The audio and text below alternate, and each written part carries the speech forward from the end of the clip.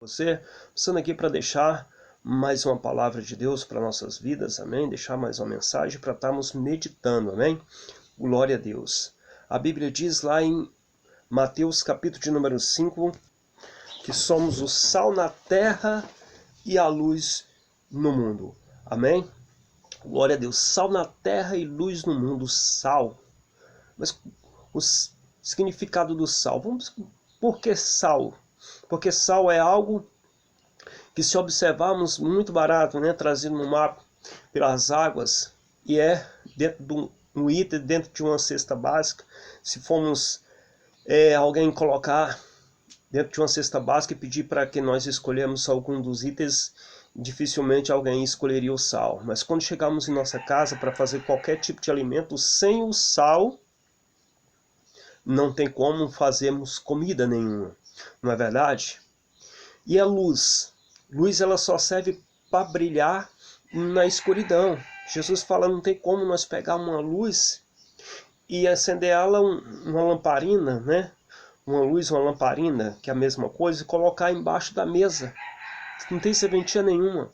Ou seja, nós, muitas das vezes, pessoas que têm um chamado, ela fala, Senhor, eis-me aqui para fazer a tua obra, e muitos murmuram quando Deus passa a usar, porque não entende o significado. Jesus, ele ensinava por parábolas, usando as coisas simples do nosso dia a dia.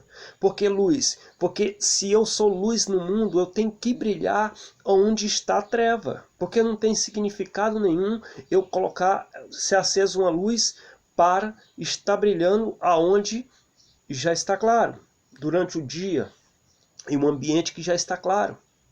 Fica como uma luz em uma árvore de Natal, não é?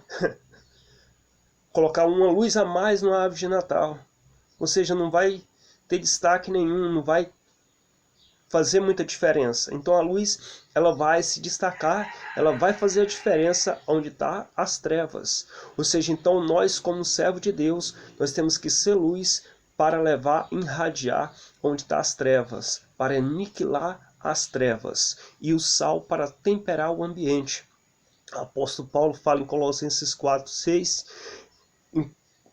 4, 5 e 6, versículo 5 fala que nós devemos nos comportar com sabedoria para com os que são de fora, e que nossas palavras sejam sempre agradáveis, temperadas com sal, para sabermos o que dever falar a cada um. Ou seja, nossas palavras temperadas com sal.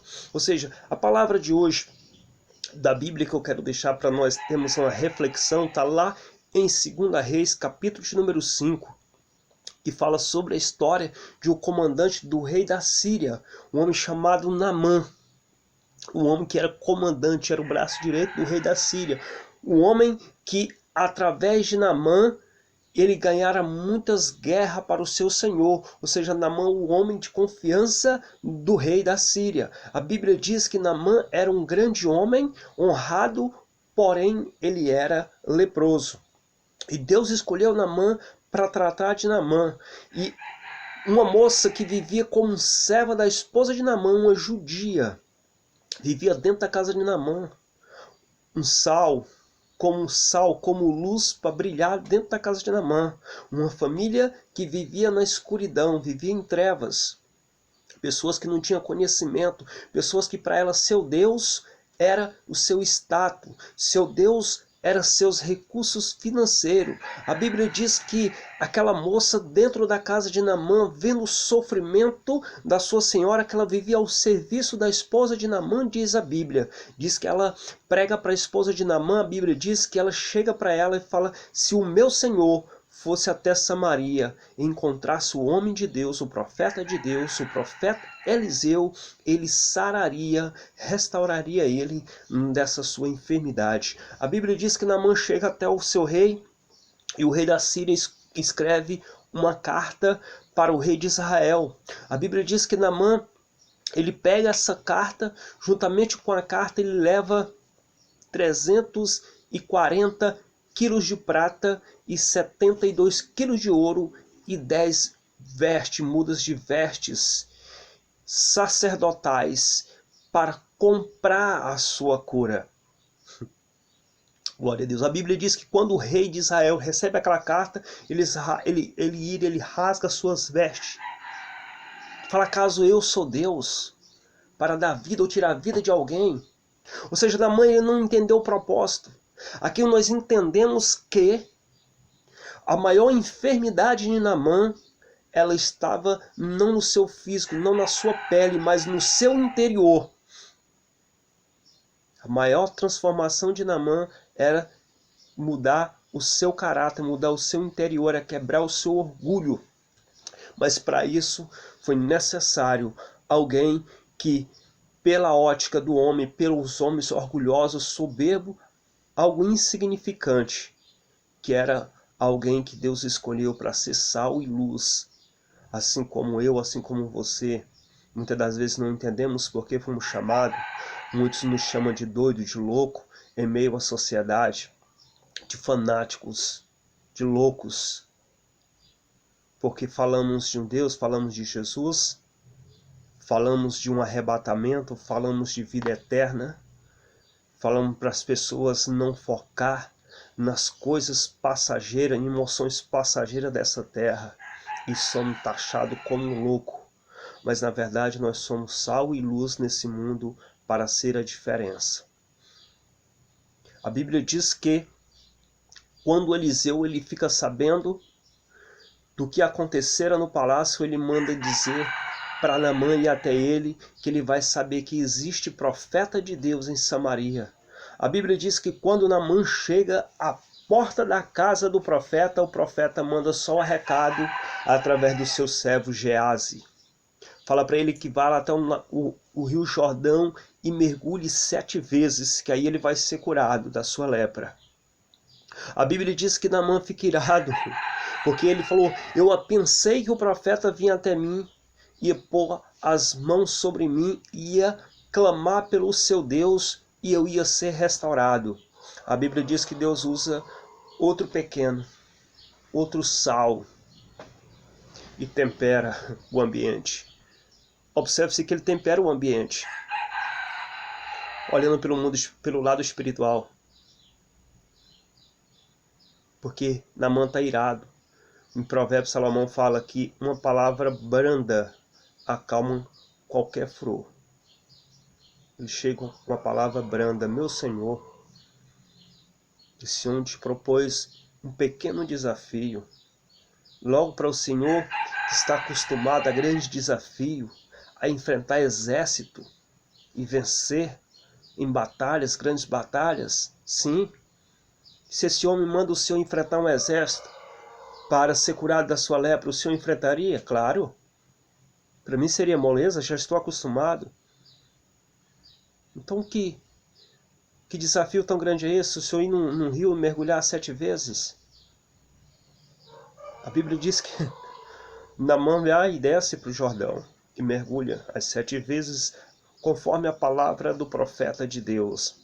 A Bíblia diz que no 7º mergulho, no último mergulho, quando ele se levanta, a sua pele está como a pele de uma criança, restaurada.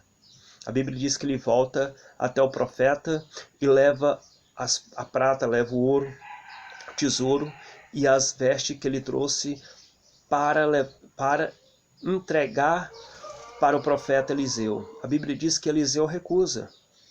Há muitas conjecturas acerca dessa recusa de Eliseu. Alguns falam porque era oferecida a outros deuses, mas não é exatamente isso. Por que Eliseu então recusou?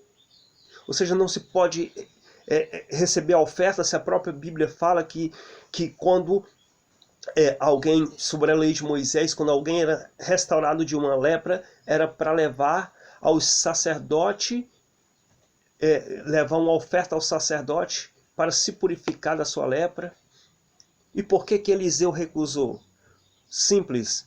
Naamã, ele foi até Israel, foi até o rei, depois até o profeta para comprar a sua cura. E a cura de Deus não é vendida. Ela é gratuita. A única coisa que Deus requer de nós é que nós obedecemos, que nós confiamos e nos entregando a Ele verdadeiramente. Deus não quer vender bênção. Deus fala lá em em várias passagens da Bíblia que ele é o dono do ouro e da prata. Especificamente lá em Ageu, capítulo de número 2, quando Deus pede para que eles reconstruam o templo e eles estão sem recurso, que eles formam o barracão de Zorobabel, conhecido como barracão de Zorobabel, que é feito de madeira. E Deus fala: eu não estou preocupado com ouro e nem prata, porque o ouro é meu e a prata é minha. O que Deus requer de nós é que nós nos entregamos a Ele verdadeiramente, confiamos nele. Deus nos fez para ser adoradores. O simples fato de Eliseu não ter recebido a oferta de Naamã, porque Naamã não foi ofertar, Naamã foi comprar. Naamã estava no processo de tratamento, Naamã estava sendo tratado, estava sendo curado, o seu interior, não seu físico, porque a maior lepra de Naamã era no seu interior, não no seu físico. Deus queria tratar do seu ego, do seu orgulho. Muitos de nós precisamos ser curados, ser tratados por Deus. E às vezes Deus ele toca naquilo que nós mais amamos, naquilo que nós nos fere, para poder tratar de nós. Tudo isso porque Ele nos ama, ao ponto de dar o seu Filho primogênito, unigênito, para todos aqueles que nele crê, não pereça, mas tenha a vida eterna. Amém? Que Deus te abençoe, sua vida, sua casa, sua família. Não reclame do local onde que Deus te colocou.